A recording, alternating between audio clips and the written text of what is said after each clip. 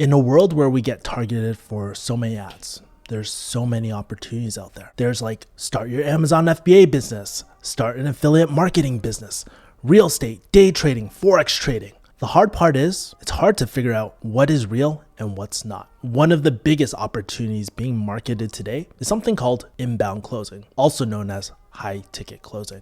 And here are the promises from the most popular gurus. Just watch and learn from me and not take any action. Who is Dan Locke? Working where you want, when you want, how much you want. But are these promises actually true? What I found out through personal experience is that oftentimes there isn't anything wrong with the business models that people are advertising, but it's really the gurus that are exaggerating these claims. So let's take a look at one of the biggest opportunities of inbound closing. And I know when you hear inbound closing or high ticket closing, one of your first thoughts is, what does that actually mean? So before we dive into the real truth behind inbound closing, let's answer a question. What is inbound closing? So when I first quit my career 3 years ago as a pharmacist, I really got burnt out. There are so many different opportunities like digital marketing, copywriting, affiliate marketing, and I would dip my toes into these things. And then the gurus popped up with this new opportunity of high ticket closing or inbound closing.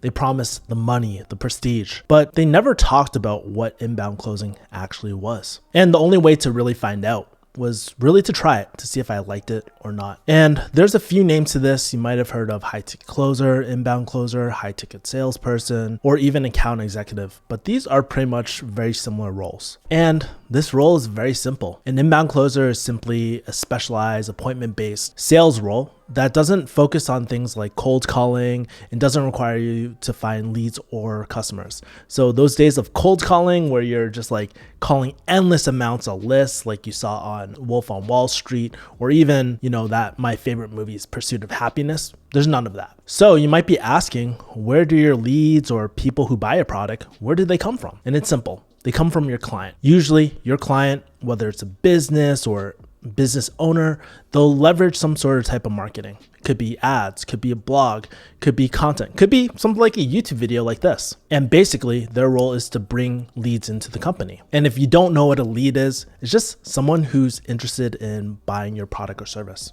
And at some point, those interested people or those leads, they're invited and converted to book an appointment or phone call or some sort of meeting with the closer as well. And one of the most common questions too is like, if you're wondering, what do you sell as a closer? Well, it's typically a specific product or service that your client or company sells. I've seen it all. Everything from insurance to digital marketing to business coaching, fitness coaching, and even one of my personal friends, he actually sells virtual escape rooms to corporate companies like EY for corporate parties and escapes like that. So there's a lot of different opportunities. It really comes down to, what does your client sell? And if you're an entrepreneur or business owner, you typically do this when you're starting out. You want to get proof of concept that people actually like your product, that they want to buy your product, but eventually they hire closers to scale their business. Okay, so once they book a call, at that point, the potential customer will talk to an inbound closer to really figure out, how that product or solution could potentially help the customer, outlines the scope of work, and really closes the deal if it's appropriate. And keep in mind the words that I'm using, it's more of a consultative sell. In fact, the people who are booking are usually warm, meaning that they're already familiar with your product and brand, and they're typically already in the market or interested in the product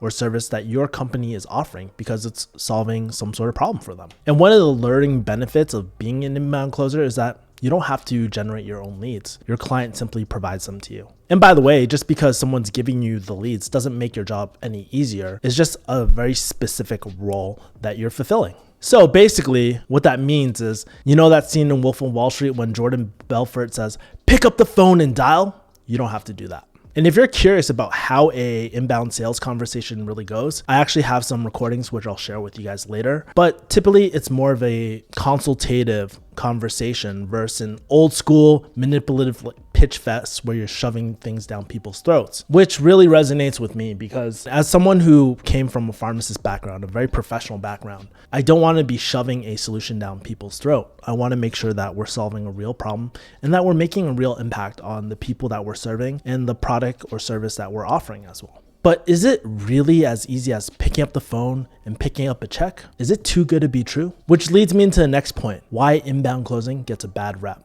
So believe it or not, every single day I get questions like, hey, should I be an inbound closer? Hey, is inbound closing a real career, or is inbound closing a scam? And the problem is that most gurus online, they paint you the dream because they want to sell you their high ticket sales training. Or when you look up other people, third parties, there are always course reviews. And guess what? There's nothing wrong with this. To be transparent with y'all, I actually coach and sell training too. But when they sweet talk you and sometimes manipulate you into buying a course or shoving a course down your throat, or even worse, if that person does not have any sales experience or inbound closing experience at all, finding the truth can be very difficult sometimes. And the real unfortunate thing is that most of my questions come from the younger kids, and I can't blame them. But why is that? Why are these young kids so interested in inbound closing? Well, first, they see these YouTube ads, maybe Facebook ads from these gurus promising this life of make money easy, quick, with little to no effort. And it's alluring. I know when I was 18 years old, I was really attracted to those MLMs and all that sort of stuff. And especially at that age, it's really gratifying to know that you have to have the potential for unlimited earning potential. And all you need to do is invest this money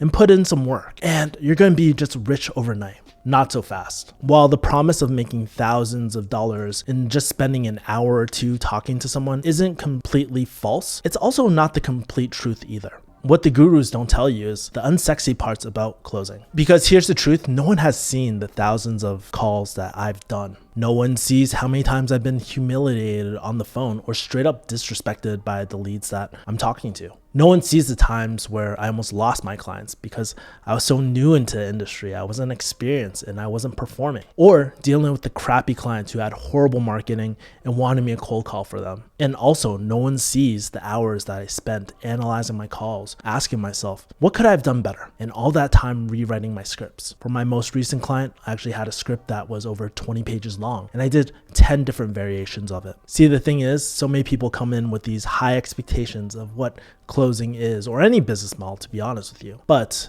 no one really pulls back the curtain and reveals the real truth about the reality of something like inbound closing as well. So how do you figure out if you should invest the time and energy into being something like a closer? How do you find out the real truth of what being an inbound closer is actually like? And more importantly, you want to know, is it worth it for me or you watching this video? Because let's talk about making the wrong decision for a second. Let's talk about the dangers of bad training. Far too many people are looking for the right person instead of trying to be the right person. Gloria Steinem. So just to let you know, there's a real danger to investing into bad training and potentially making the wrong choice. Let me explain, because I kind of went through this myself. Let's suppose that you invest the time and maybe you invest some money to just get a baseline understanding of a skill like inbound closing. After finishing a program, great, you've graduated. Now it's time for you to find a client. You try going out into the market only to find that this industry is saturated with newbie closers. And what you'll simply find is that most experienced business owners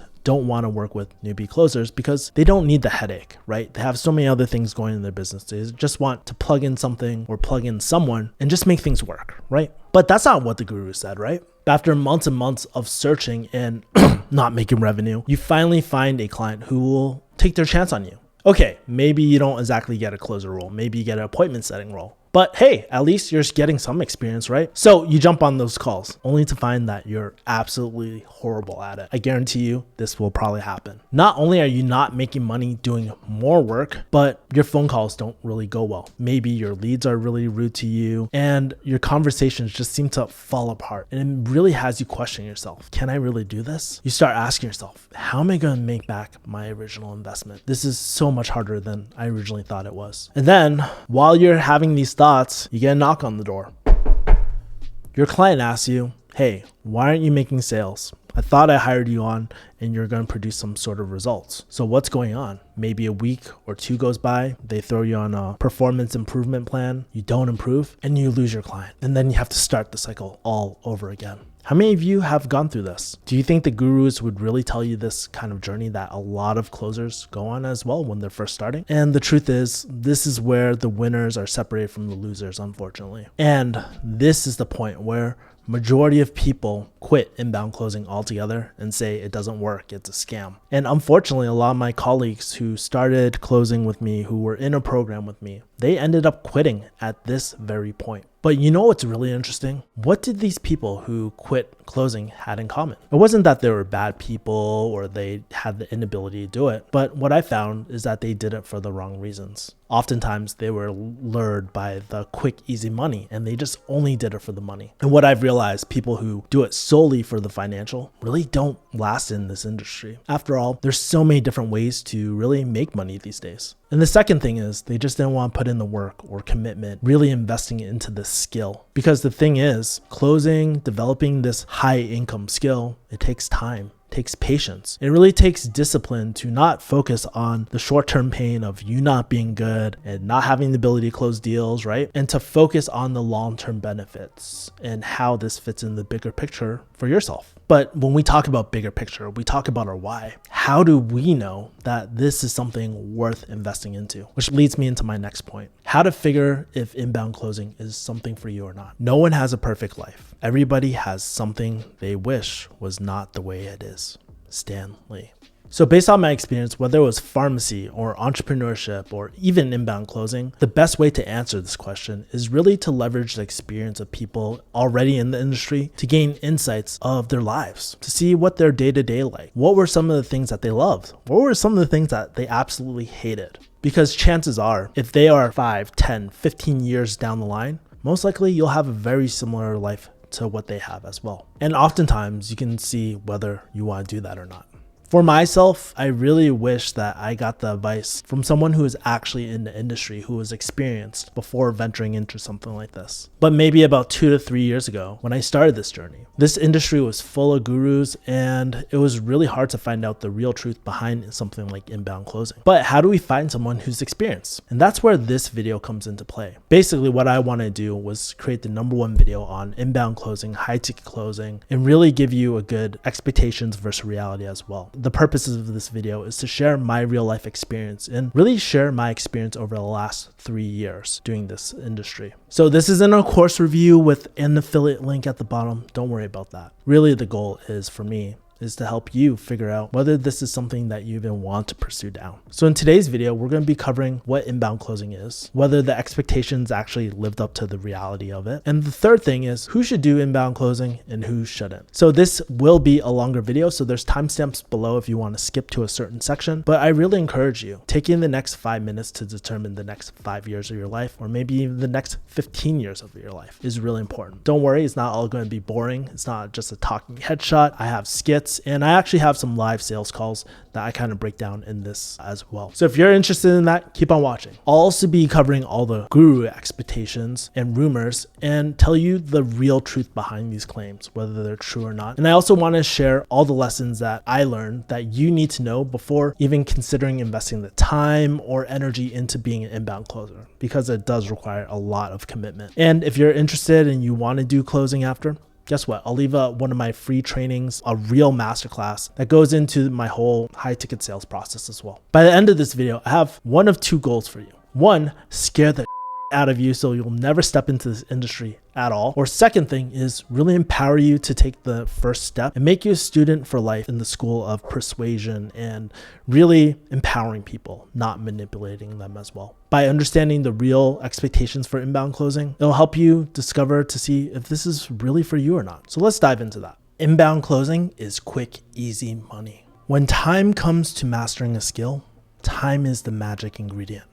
Robert Greene. The real truth, you have the potential to make a lot of money with some flexibility. Just to be clear, I have nothing against these gurus personally. I don't really know them, but the #1 thing I'm always concerned with is, are they painting a realistic picture of reality? So recently, I actually went on the Inbound Closer website, and I want to read you this title for a second. This high demand skill puts you dead center in a thriving $129 billion industry that will stuff your pockets with daily commission checks, the size of most 2-week paychecks. Click below now to watch how 1,621 people just replaced their 9-to-5 income in as little as 21 days by earning these commission checks part-time from anywhere in the world using nothing but a phone and a 6-page PDF. And so I opted in, provided my email and all that, and I was looking at the webinar. And check out this claim from the Inbound Closer webinar. There's also the promise of working where you want, when you want,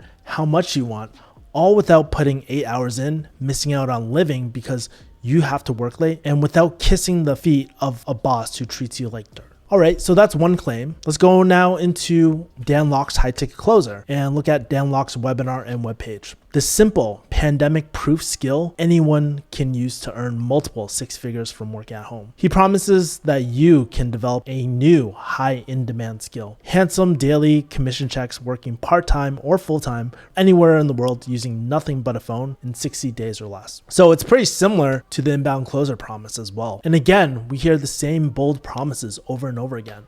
You know, daily commission checks, huge checks. You can do this full-time, part-time, doesn't matter, anywhere from the world. But how true are these claims? Here's the truth. These claims are very, very bold. And the main things that I see over and over again is that it's hitting financial freedom, it's hitting location freedom, and time freedom. So let's break these down one by one and see if these are actually true. So let's take a look at financial freedom for a second. What does that really mean? For me, it's as simple as, you know, going out with my friends and family, taking them out to a nice meal and treating it. Or it could mean just going on a weekend getaway with my friends or family without really having to think about it too much. And for inbound closing or high ticket sales or high ticket closing, this really fit the criteria for myself. You know, back when I was actually working in pharmacy, I was just frustrated. I was always capped at 150K per year. No matter how hard I worked or no matter how much I sacrificed, I would always be compensated for it. And for me, I've always been a very high achiever. I've always wanted to do really great things. And I always felt like I should have been compensating more, especially if I'm providing that value as well, right? So with inbound closing, there was always that kind of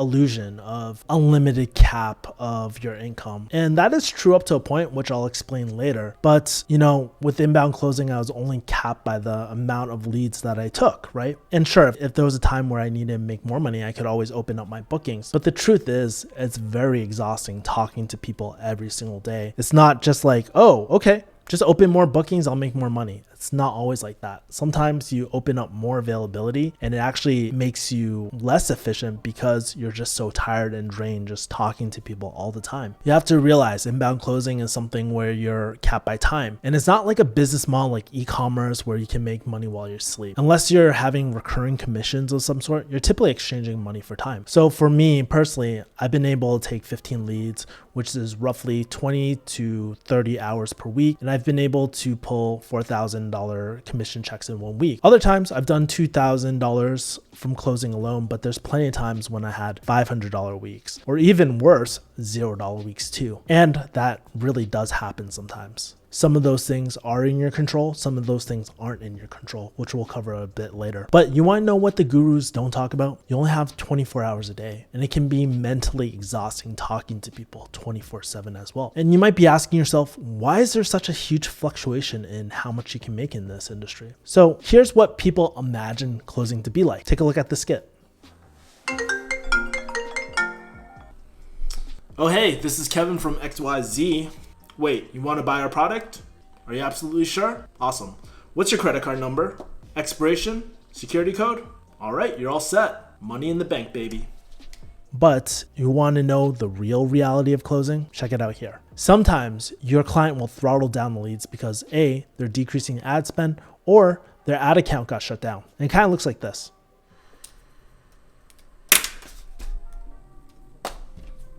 Let's refresh my calendar. Man, my calendar's empty. I wonder when I'm going to get my next appointment. Let's text the sales manager and see what's going on. Where are my leads for today?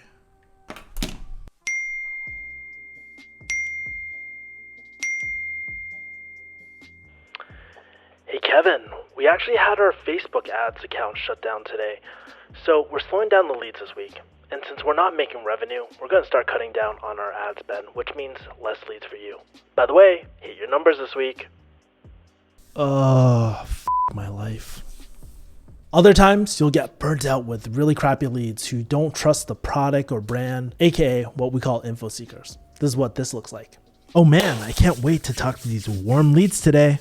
Hey, this is Kevin from XYZ. How's your day treating you? Hey Kevin, let's cut the shit. Let's go straight to the point. How much does this cost? And is this a scam? And also remind me, who is this again? Because I signed up for a bunch of things. I don't remember what this was all about. All right, well, I'd love to, but before we go into who we are, what we do, and all that boring stuff, it might be appropriate if I knew a little bit more about you and what you're possibly looking for to see if we can even help you. So I should probably ask you, what was it about the ad that attracted your attention?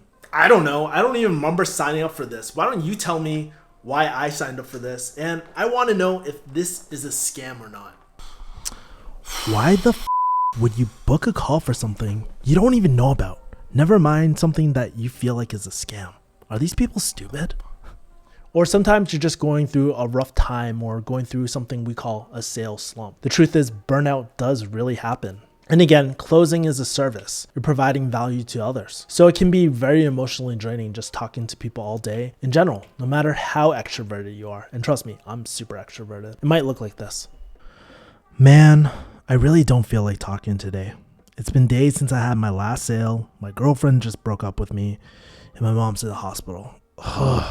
I really don't want to take any sales calls today. Ugh.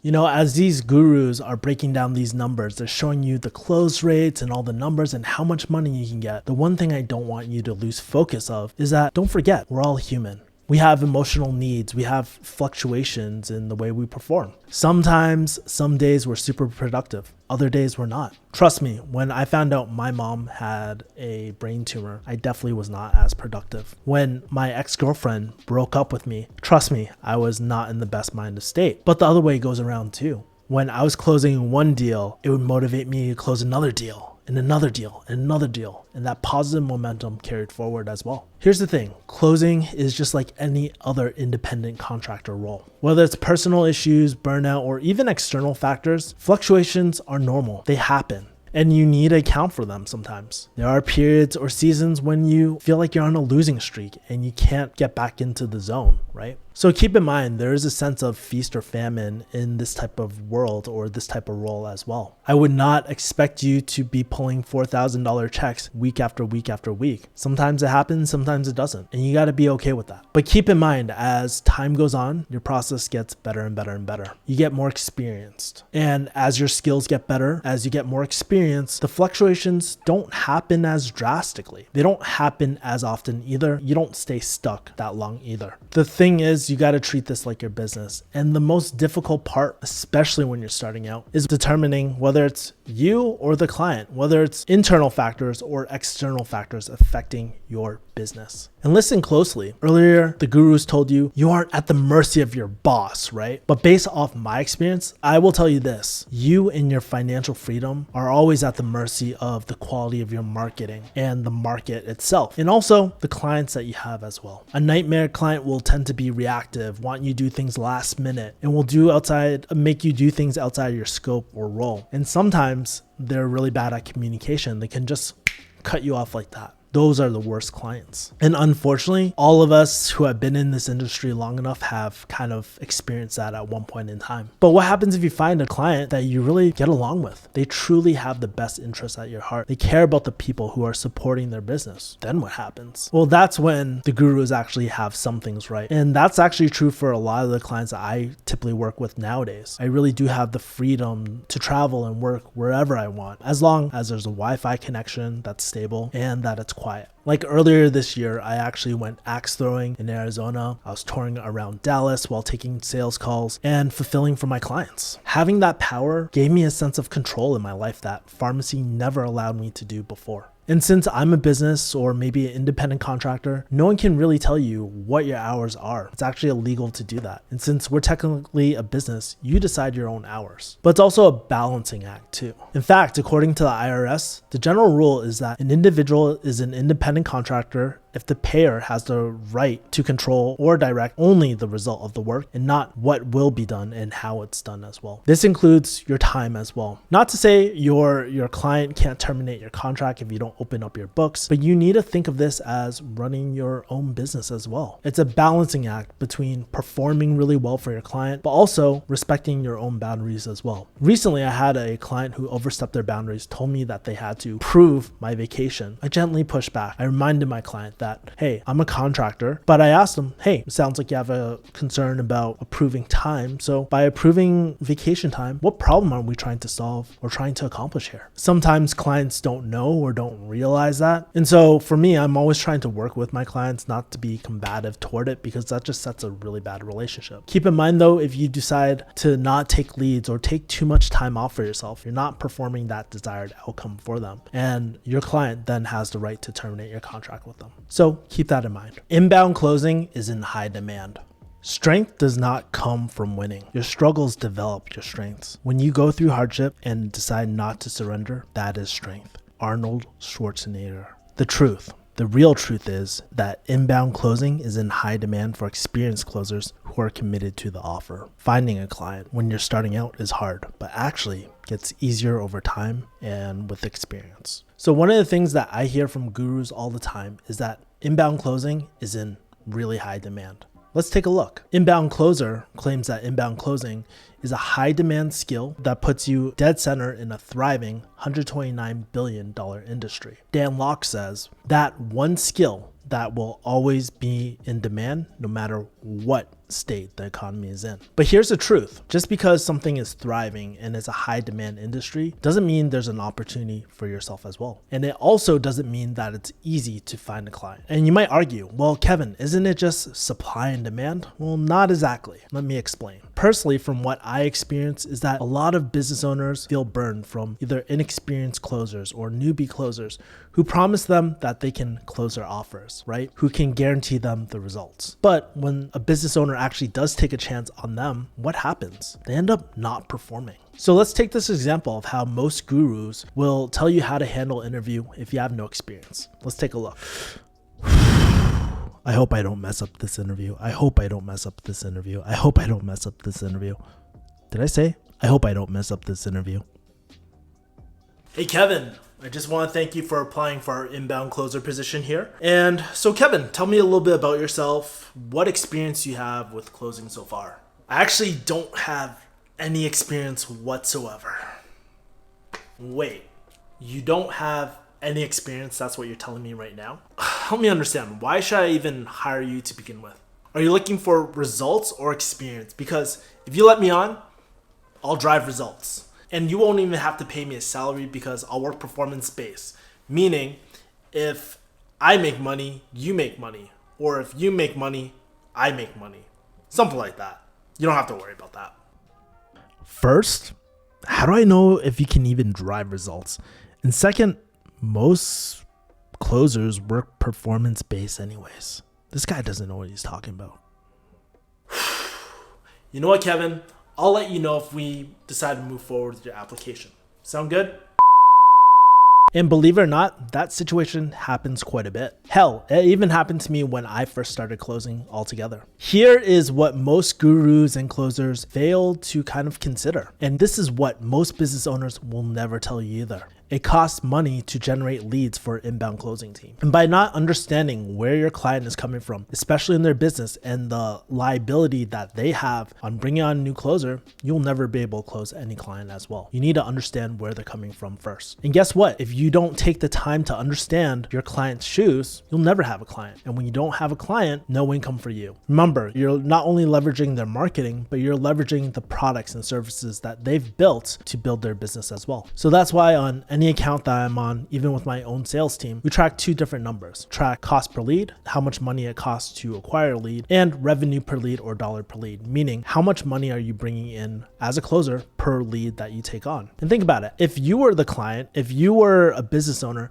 paying $200, maybe $300 per lead per appointment, and your client is generating about 15 to 20 leads just for you, so you have a full stack of books per week, they're almost risking almost $6,000 per week just hoping that you'll convert. So they have a lot of risk at hand, and a lot of closers don't really consider that for some reason. What you need to understand is often finding your first client is like getting your first job. You know, when I was coming out of college, one of the arguments was like, how am I supposed to get a job if I don't have experience? But these employers want experience so that they can get a job. It's the same thing here. Once you get that initial experience, it gets easier and easier to get future gigs as well and future clients. To the point where for myself, for my business, I actually do 100% referral based business as well. I don't have to outreach to anyone. Typically, clients really just come to me instead of me going out to them. But what do you do when you don't have a track record, when you don't have experience? Here is what I did when I first started. So let's rewind that conversation that we had before. Don't focus on the exact words that I'm saying, but focus on the questions that I ask and focus on the solution that solves that initial problem. Let's get into it.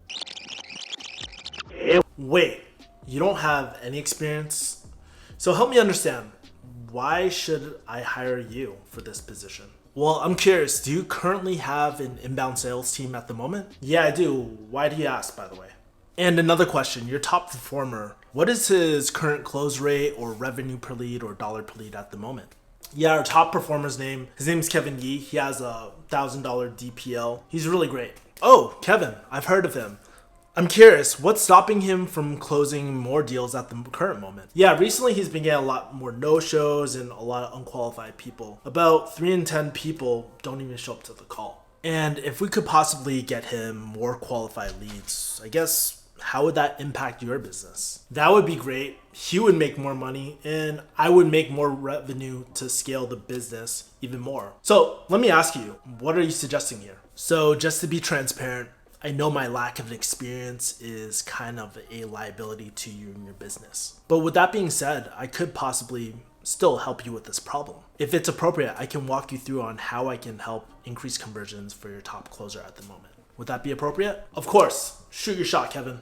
So what I can do is I could fill a potential setter role, meaning, I'll do discovery. I'll figure out the financials. I'll qualify the leads for your top performer. So that way, your top closer can do what they do best, close the deals, handle objections, and ultimately increase your conversions for your business. It would really help maximize their productive time on the phones. Would that be helpful for you? I like how you think. Let's talk about it a little bit more. And this is exactly what I did when I first started. I actually did not close for a full year and I focused primarily on setting. This is actually what one of my mentors, one of the top performing salespeople on the team, recommended me to do. But in that year, I got my experience. I got my talk time on the phones. And more importantly, I got to build up my communication skills as well. That same mentor told me that deals are made in the set, not the close, which makes sense because you're taking time to understand people's situation before recommending them anything. And when it got to closing was the easiest thing in the world. It was like literally reading off the piece of paper,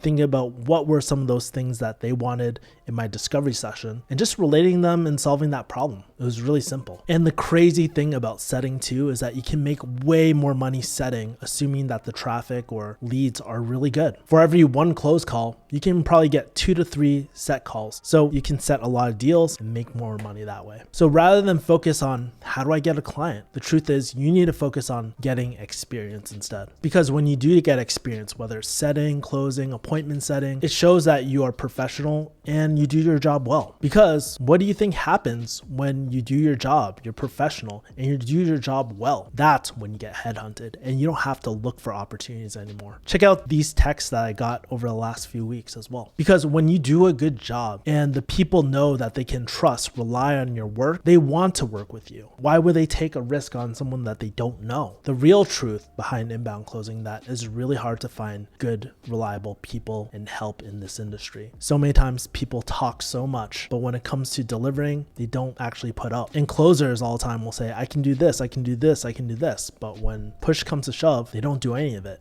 And they just disappear all of a sudden. Don't be one of these closers. Just remember, finding clients gets easier, not harder over time. You have to be salesy or sleazy to sell. Everyone has the power for greatness, not for fame, but greatness. Because greatness is determined by service. Martin Luther King Jr. The real truth. You don't need to be salesy or sleazy. It doesn't have to be that way. And you actually sell more by not selling at all. When most people think about sales, what do they think about?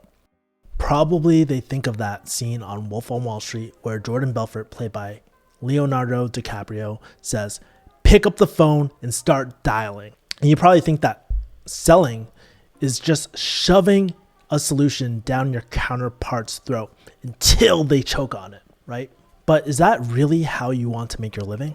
What is interesting is, according to a survey from HubSpot Research, only 3% of people consider salespeople to be trustworthy. That's really, really low. And according to a 2018 Mark Weishak study, it showed that the most common words respondents used to describe the average buyer's perception of them were pushy, untrustworthy, annoying, and greedy. Ouch. And when you enter in a sales conversation knowing that, it can be very nerve-wracking knowing that people really don't want to be talking to you, right? So when I first started inbound closing, I felt so nervous. Experienced closers were recommending me to kind of do the traditional sales and assumptive closes and all that sort of stuff.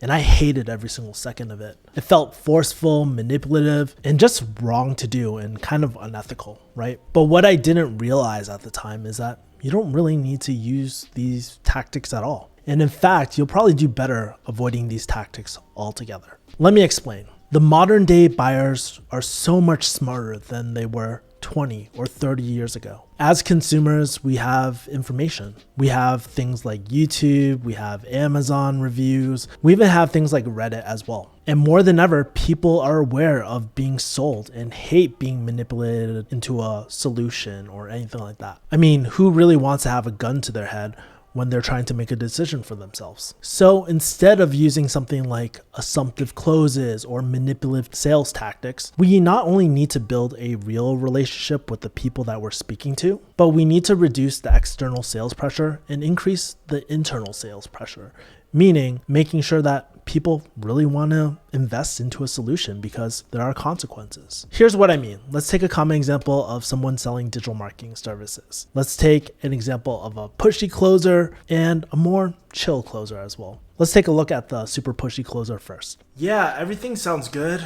Just let me think about it, Kevin. Okay, so what exactly do you need to think about?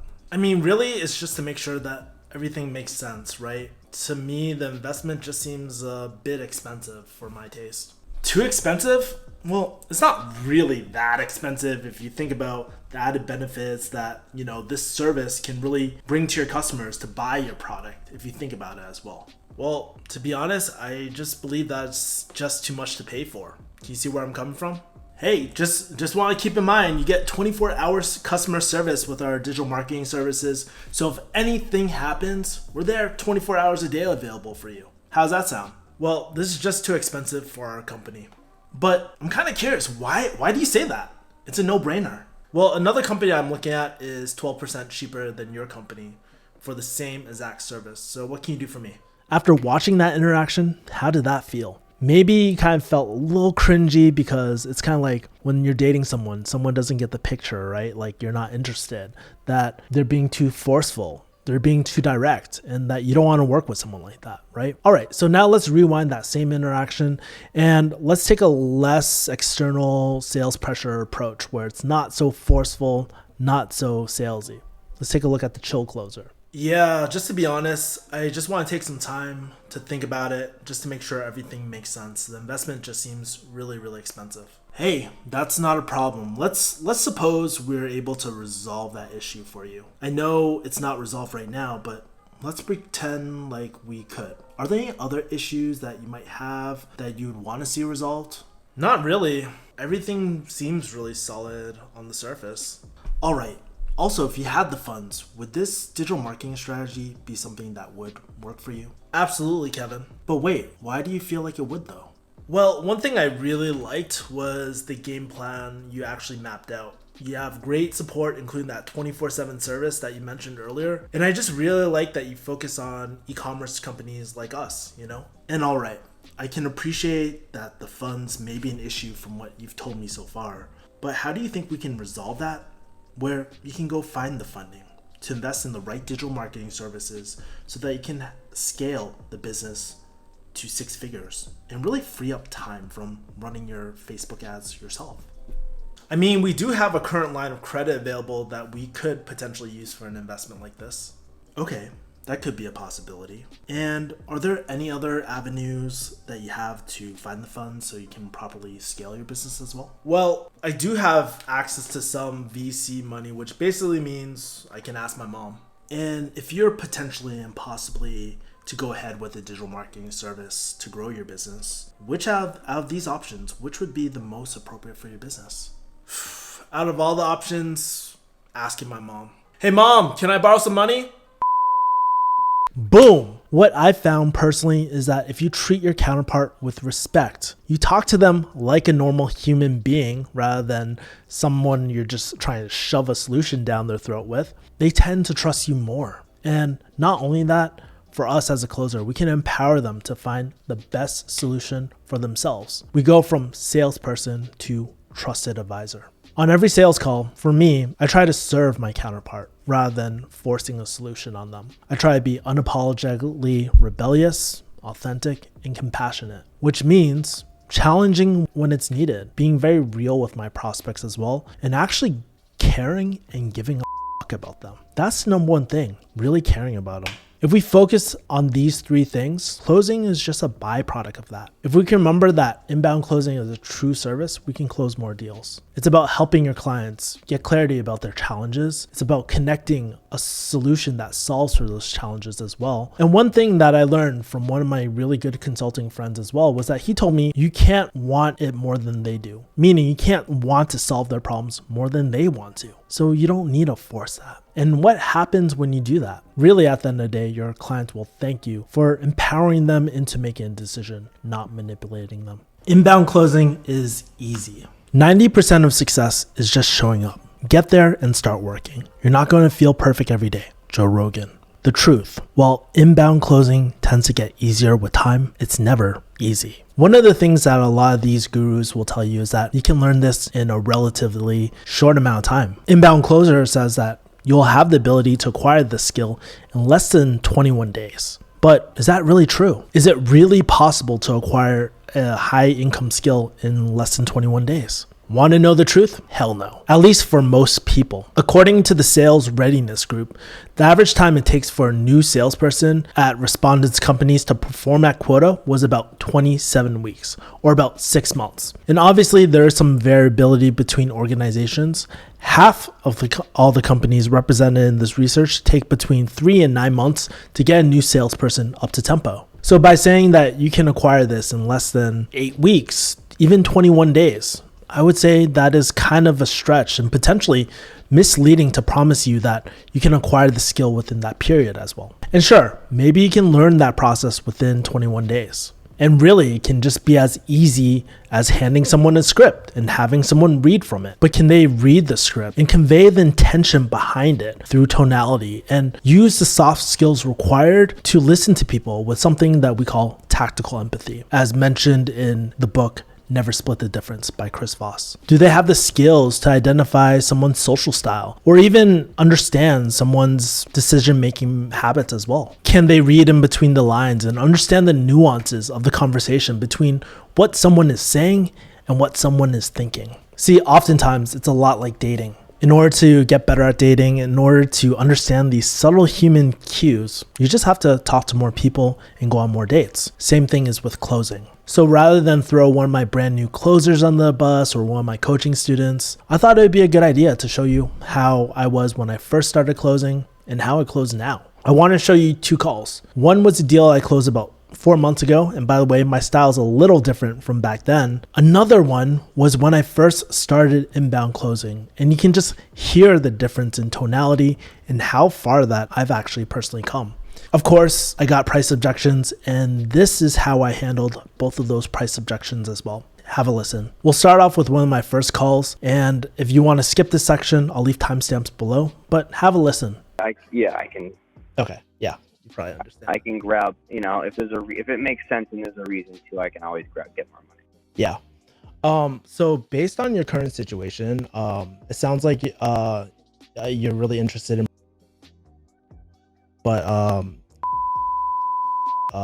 current offer is for their mentorship is $5,800. Okay. Yeah. So that's, yeah. How do you feel about that? Well, that kind of, it leaves me with no money to get product, pretty much. Yeah, exactly. And so there's two options from here, right? Either you could do like almost an a la carte type of thing where it costs a lot more money, but you don't get that mentorship. And honestly, I wouldn't recommend that type of thing with in your situation, right? Or I mean, would something like a payment plan be helpful for you at all? Well, I have like other things I have like a car I'm paying off. I have Sure. a loan I'm paying off from last year as I scaled my business up. Mhm. Probably not a payment plan. Mhm. I already have payment plans on things. When I'm launching anything kind of business related, Mhm. I always try to keep it cash and keep it so I never extend myself beyond what makes sense. Okay. So that's when people get into trouble. Gotcha. I understand. I guess like, yeah, so I understand it's kind of out of your budget right now, but I'm kind of curious, man. What are the next steps that you're going to take? I mean, referring to what?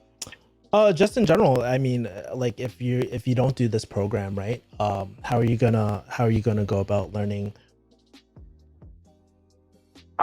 Probably I'm not.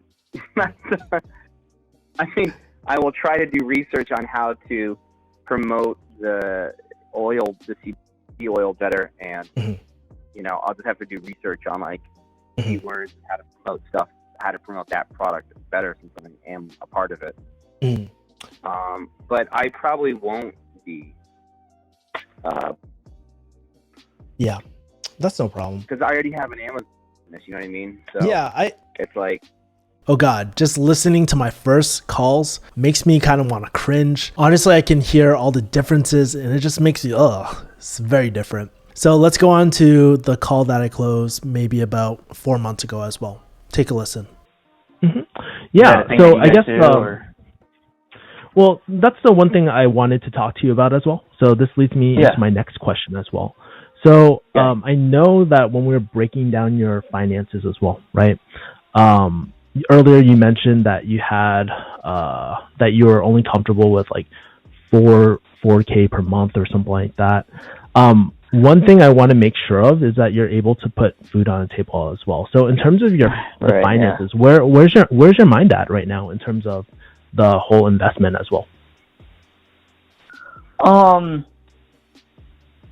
I mean, I could swing it right now, but that wouldn't be very smart of me to do financially. Both tiers, I could do either one, right? You know, I think the best thing for me to do, and this is what I would be doing anyway if I wasn't a part of the community, was setting an ad budget. So if my ad budget, like I'm legitly is 3 to 4K a month, which is pretty much what have started as of March 1st. If that's my ad budget and I can do that for, the next 4 or 5 months, it's basically what I've pretty much given myself. If I can make it until August or, July 1st on the 10K that I have already injected into the business account, essentially, then and span that out with marketing costs. If I need to land a deal, I need to get the data because it costs money, right? And then I need to go through and follow the steps and like whoever laid out whatever process that I'm using, and then really get at it full bore to get just one deal. Then I can pay myself back and then move on to the next one, right? So that's where I'm at. If I can just sequester the upfront cost of 4 months worth of, for me right now, not even being a part of any program, I can just sequester, I can just use the 10K that I have saved basically, and then use that over until July 1st. That's my plan and spending for the business. So if I can get on a payment plan and do the same thing, I think that's what works for me best because I'm already have it in my mind. You know what I'm saying? I'm already going to do it. If I'm part of the, or the whatever, I'm already going to be spending money on leads and lead gen. Yeah.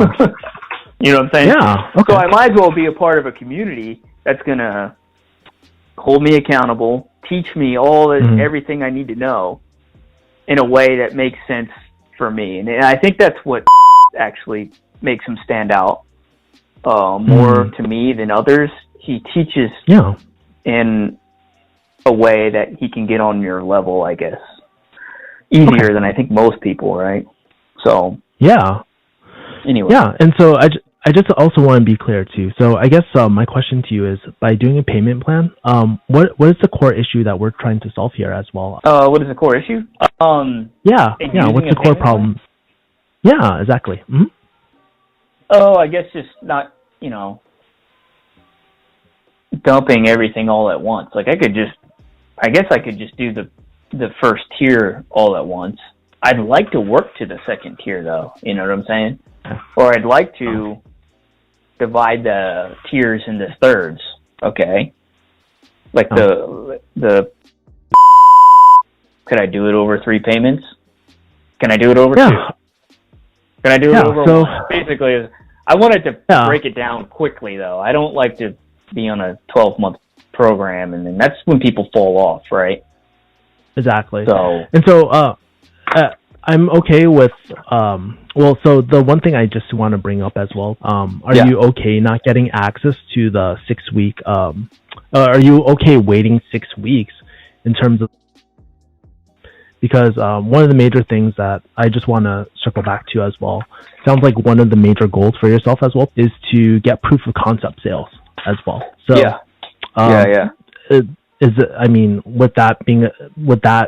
would that affect you, like getting your results a lot sooner than later? I think a lot sooner. So I think that's and that comes with the pay for leads, right? Exactly. Get people on the phone and working it. Yeah. So that's one disadvantage as well of doing a payment plan or anything like that. But it's really up to you. What do you feel like is best for your business at the moment? Yeah, no, I mean, I'm going to do whatever you guys recommend as far as being in the program. And if that's to get me to my first, which is my goal anyway, so we're on the same page there, right? Yeah. Then it would make more sense for me to be a part of that access to right away. It makes more sense for me to be a part of it right away. So, yeah. And so I just want to relate to you for a second, man. I mean, I've been at a 6-figure job, 150K, but I'm not sure if you ever have those days where it's just like, man, I don't care how much money I make. I feel crappy every single day I wake up because I want a different option in life, right?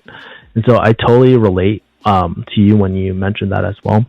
And so with that being said, too, you mentioned the Nooks program personally, I would love to extend an invitation for you to work with us, and I love to bring you on board to start working today. So are you ready to get started and do this? Yeah, dude. I'm ready. Tell me when. Are you absolutely sure, my man? It's not an easy commitment. That was my call from about 4 months ago. And even now, my style continues to change. I learn things from different people and continue to focus on removing a lot of the sales pressure behind what I do as well. The main thing to take away from these 2 calls is that learning the skill was not easy. It was hard. It required a lot of reps. And to me, at least it's unethical to say that you'll learn all of this and master it within a month or 2. For me, when I first started this process, I started feeling a bit comfortable around 90 days. At 6 months, I started feeling like I was proficient at what I was doing. And at 6 to 12 months, that's when I really started feeling like I was proficient at closing as well. So it really bugs me when I hear gurus talk about or allude to the thought that you can learn this and be a master closer with a $2,500 or even $97 program. A simple program is not going to help you gain this skill. It might provide some baseline for you, but that's not the real goal of that. is not only just foolish, but really comes in from an entitled mindset. Majority of the people that I know in this industry that has been successful, that is a top performer, has not only invested into something like coaching, but invested their commitment to becoming better each day. And that's why if you really want to be good at this, I can't see someone doing this just part-time. It requires like full-time commitment and full commitment as well. To think otherwise, it really comes from entitlement as well. So let's be real. And what I notice, a lot of the people that want to learn this skill, they don't even want to invest themselves. And it's really funny because so many times I meet people who want to be closers who have never invested a single cent in their life. And how the hell are you supposed to ask for $10,000 from someone when you've never invested a single cent into your education, into your skill as well, right? So if you aren't willing to invest the capital to get better, the time to get better, and really the commitment to really dedicate yourself to becoming proficient so that you can either sell products for your own business or someone else's, then chances are, if you're not willing to do that, it's not for you. And if you decide that, that's totally okay. So what is the real benefit of learning inbound closing? The real benefit of inbound closing. The measure of achievement is not winning awards. It's doing something that you appreciate, something that you believe is worthwhile. Julia Child. So long story short, what these gurus are saying about quick money and learning this super quickly as well. And instead, really learn to love the long game. When I listen to these gurus about inbound closing, what I don't like is how they make it seem like it's the easiest thing in the world, that you don't have to put any effort into it. That inbound closing will be this one thing that will solve all your problems in life. That you can just commit 1 hour a day and suddenly you'll just acquire this skill through osmosis and whatnot. But the reality, that's really far away from the truth. I remember when I first had my closing team, I had over 13 people who wanted to close, right? And we built out a team initially so that we could find clients together and close them together. Out of those 13 people, only myself and my friend Zach are currently closing right now. And during that time, I realized why most people fail at inbound closing altogether. And even when I was coaching people, I realized who the people were who decided it wasn't for them. The truth is, the most people who try to do inbound closing and then eventually quit usually fall in one of three categories. One, they realize that they didn't like it and they didn't like the thought of serving clients altogether. The second thing is they realized it was way harder than expected. And the third thing, they only did it for the money. Just to contrast it, I wanted to show you why one of my friends, Zach, who also I've worked with personally, he's a really close friend, about why he decided to do inbound closing and what it was like for him to go through that journey as well. Hey Kevin, just wanted to answer your question that you followed up on about what it's like being a closer now as opposed to, what life was like in NorCal. Well, when I was living in Northern California, when we first met and became friends, when I reached out to you 3 years ago now, I was working just a regular job, and it was like my first introduction into the online marketing, sales, and entrepreneurship space when I got into high ticket closing. I think the biggest difference is flexibility, being able to be mobile and being obviously confident in my ability to create financial freedom because of a high income skill that I have. I know that's a Dan Locke thing, but it is true. I mean, the biggest thing is just having a high income skill, knowing that you can sell. And really what that's been able to do is create flexibility for me, create confidence for me and my family, and just the knowledge that I can go out there and make money as long as the leads are good and I'm on a good offer. So yeah, those are some of the biggest aspects. Life has become a whole lot better. I'm making more money than I did back then. I'm more free. Yeah, man, it's awesome. So hope that helps. In terms of myself, the reason why I chose to do something like inbound closing, if I were to be very real with myself, ever since I can remember, I always wanted to be an entrepreneur of some sort. I remember trying to start a personal training business in college, starting a protein company with my brother, even a dating service near the tail end of me graduating pharmacy school too. And even middle school, I remember selling candy bars and all that. And there was something so cool about being able to kind of create something of your own and really eat what you kill. There's something so invigorating about that for myself. And during this process, I thought it was so alerting being able to create something out of a thought, selling it and impacting the world somehow as well, or the people around you. And to think it all started with an idea. The only thing for me though was I never took the leap of faith to really sell my services when I got older because I was really scared to fail. I was scared to really charge for my services, tell people about my business, and worst of all, feel rejected by selling my services to others. I remember I learned the skill of copywriting, and right off the bat, I felt so nervous, even just charging $100 for something. $100 for copywriting, that's how you know you got a big problem right there. But it wasn't until my father passed away where I realized if I didn't do anything and I let my fear of being rejected and letting this fear take over, I noticed that I'll never move closer to being that goal of being an entrepreneur as well. So basically, when my father passed and when I was in the middle of my pharmacy career, I decided not to go back to pharmacy. Instead, I took an inbound sales contract, took the leap of faith, faced my fears directly, and this is what I realized in the process. Not only were people happy to pay for my services, but what I realized that it wasn't jamming a solution down people's throats. It had nothing to do with that at all. It was about using things like tactical empathy, taking the time to understand your counterpart, to really align a solution if it's appropriate as well, and having them make the decision, not yourself, but giving them all the ammo to make the best decision for themselves. It wasn't until really recently where I was coaching people on how to do inbound sales, how to sell, helping entrepreneurs get their proof of concept sales and learn how to convey the value that they have for their projects as well. And it was very interesting. I actually had a call with my student Allie where we talked about the impact of her seeing me do a live coaching call and how it changed her perspective of sales altogether. Take a listen. That was really cool. Like nerve-wracking. And I didn't think I would able to come up like you really, really quick to judge the situation and when to say what on my wall. Like I want to be able to, like I'll be like, yeah, what do I do? Like it's a lot of soft skills, like understanding, reading people, making sure that they feel safe, that they're not just a number and stuff like that. Yeah, making safe. You do so well, making people feel safe and not just, how do you do, like, I don't know, how do you do that? It's a real question, but like just by talking, saying the same line, is it because your intention? Okay. So with that being said, there's a lot of benefits of learning this skill, but who should really do closing? And let's get into the next part. So who is closing really for? Closing isn't about making a sale. It's about building a real relationship. Now, I know this video is close to an hour, right? And if there's one takeaway I want you to realize, sales doesn't have to be slimy. Closing doesn't have to be manipulative.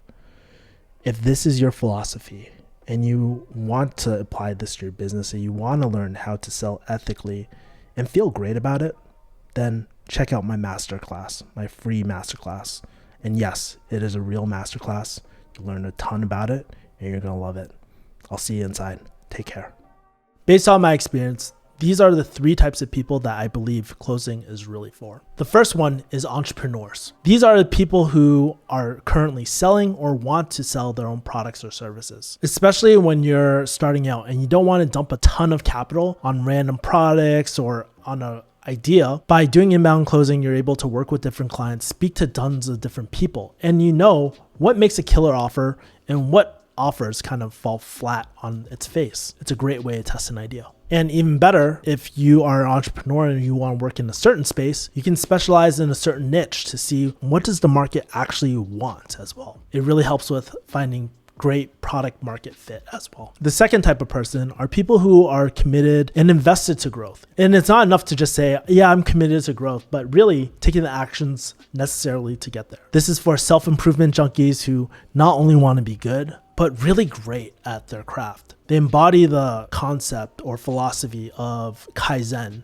which basically means continuous improvement as well. The people who are truly committed and focused on their craft make a ton of money, but not because they're focused on money itself. Money is a byproduct from their growth and investment into their skill set as well. Third group are social psychology addicts. So if you're like me and you're fascinated with social dynamics and how people tick, this is for you. For me, I'm really geeked out on human psychology and how to persuade people in doing what they want versus manipulating people. I'm such a nerd that I even have my social psychology book that I have from my undergrad years. And from time to time, I'll read it in the bathroom when I get a chance as well. With closing, you learn how to bridge the knowledge into action. And you learn everything from dealing with conflict management, positioning, and how to use tactical empathy to really be an active listener. And if you are really considering doing a guru program, really ask yourself, do I foresee myself being this person in 2 to 3 years? Do I want to be like this person as well? It was very interesting. I actually had a call with my student Allie, and this is what she thought the benefits of learning a skill like inbound sales coaching were. And for her, she didn't want to become an inbound closer. She wanted to be an entrepreneur and sell her services. So this is a snippet from our coaching call as well. Let me throw it back to you, Allie. When we first talked on that sales call, right? Why did you end up enrolling, or why did you end up signing up for this program? I really think you have insights into people. You understand people. And I want to understand how you understand other people. Yeah. Like it's deeper. I feel like you understand. You have a deeper understanding of communication. It's your strength.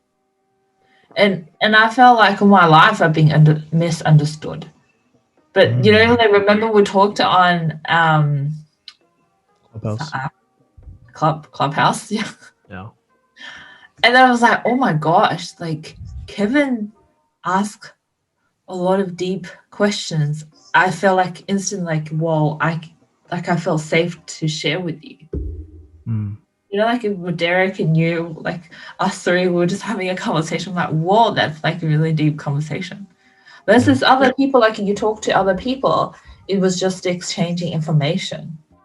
So I was like, whoa, like we didn't know there's no video, only like your only voice.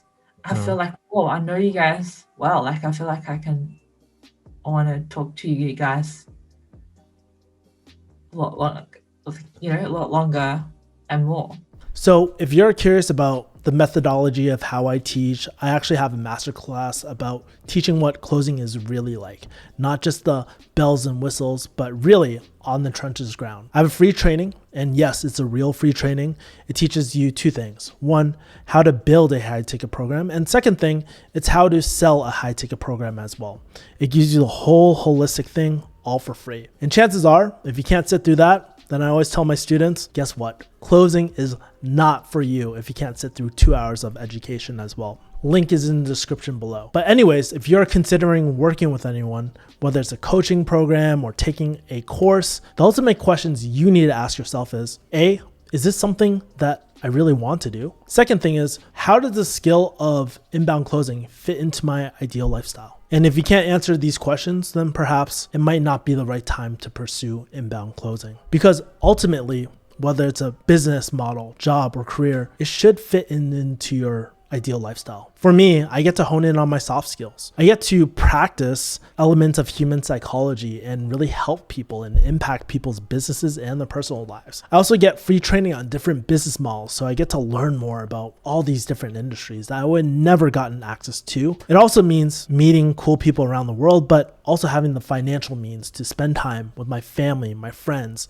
and new friends as well. But for you, these things might be totally different. I don't know, maybe you want to have an I-8 or something like that. That's not me. But I want to ask you, what do you want? I'm Kevin Yee. Stay rebellious, stay authentic, stay compassionate. I'll see you later. Peace.